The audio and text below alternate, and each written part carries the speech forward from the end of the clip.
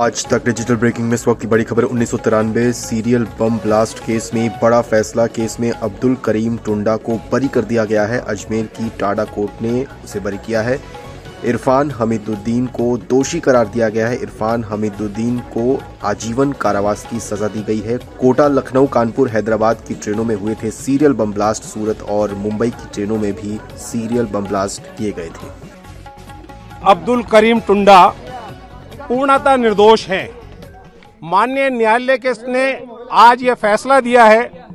अब्दुल करीम टुंडा को honourable court ने हर धारा, हर सेक्शन, हर एक्ट से बरी किया है।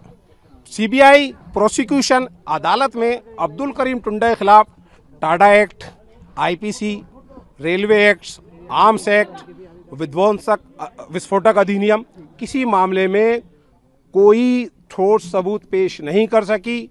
शुरू से हमारा ये कहना था, मेरे मुवक्किल का ये कहना था कि अब्दुल करीम टुंडा निर्दोष है। अब्दुल करीम टुंडा की निर्दोषिता आज न्यायालय में एक बार फिर साबित हुई है। अब्दुल करीम टुंडा के खिलाफ जितने भी मामले दर्ज हुए हैं, किसी मामले में अब्दुल करीम टुंडा पर आतंकवाद के जो चार्ज थे, जो मामले थे, किसी मामले में अब्दुल करीम टुंडा दोषी सिद्ध नहीं हुए हैं और आज भी अब्दुल करीम टुंडा बरी हुए हैं। इरफान और हमीदुद्दीन को दोषी माना है। सजा के ऊपर थोड़ी देर के अंदर बताया जाए। अच्छा, टाडा कोर्ट में जो फैसला सुनाया है, क्या आधार था इसको लेकर इन्होंने? देखिए, संपूर्ण तो न्यायालय का निर्णय आने के बाद ही बताया जा पाएगा, लेकिन महत्वपूर्ण तथ्य यह है कि माननीय टाडा न्यायाधीश राजस्थान अजमेर ने अब्दुल करीम टुंडा को उसके ऊपर लगाए गए सारे आरोपों, अपराधों से दोष मुक्त कर दिया है, बरी कर दिया है, एक्विटल कर दिया है। अब्दुल करीम आईपीसी की धारा 302 थी, टाडा एक्ट की धाराएं थी, रेलवे एक्ट की धाराएं थी, पब्लिक प्रॉपर्टी डैमेज एक्ट की धाराएं थी, सार्वजनिक संपत्ति को नुकसान पहुंचाने का था, अवैध हथियारों का, विस्फोटों का और उनका सारे। और सबसे बड़ी बात यह कि सीबीआई ने इस टोटल मामले को लेकर के अब्दुल करीम टुंडा को बेस बनाया था और बेस ये बनाया था कि साहब अब्दुल करीम टुंडा ने सभी मुल्जिमान को बम बनाना सिखाया और अब्दुल करीम टुंडा के से प्रेरित होकर के इन लोगों ने विभिन्न ट्रेनों में बम रखे। अब्दुल करीम टुंडा को ऑनरेबल कोर्ट ने बरी कर दिया है।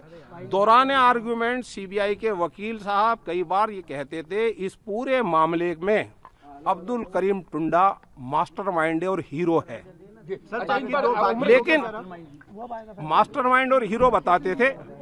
इंडियन फिल्मों में आपने देखा होगा कि हीरो स्टार्ट में स्ट्रगल करता है, वो सच्चा होता है और लास्ट में उसकी जीत होती है, और यहाँ भी यही हुआ।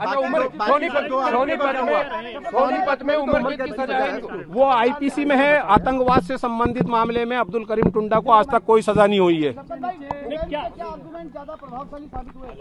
वो निर्णय आने के बाद मैं आपको संपूर्ण बता पाऊंगा, लेकिन हमने माननीय न्यायालय के समक्ष ये अपनी बात पूरी तरीके से रखी थी कि अब्दुल करीम टुंडा के विरुद्ध कोई भी डायरेक्ट एविडेंस नहीं है, कोई इन्वेस्टिगेशन नोट ऑनरेबल कोर्ट में नहीं आया, कोई कन्फेक्शनल स्टेटमेंट नहीं आया, कोई सप्लीमेंट्री चार्जशीट नहीं आई, किसी गवाह ने ये नहीं कहा। सीबीआई के कुछ गवाहों ने तो इतना तक कहा है कि हमें इस प्रकरण में अब्दुल करीम टुंडा के लिप्त होने के लिए इसका नाम या जानकारी किसी गवाह ने नहीं दी, इसके खिलाफ कोई सबूत नहीं था।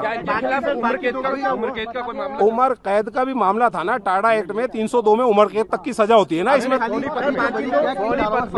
सभी सब धाराओं में बरी कर दिया है। हत्या के आरोप से, विध्वंसक अधिनियम के आरोप से।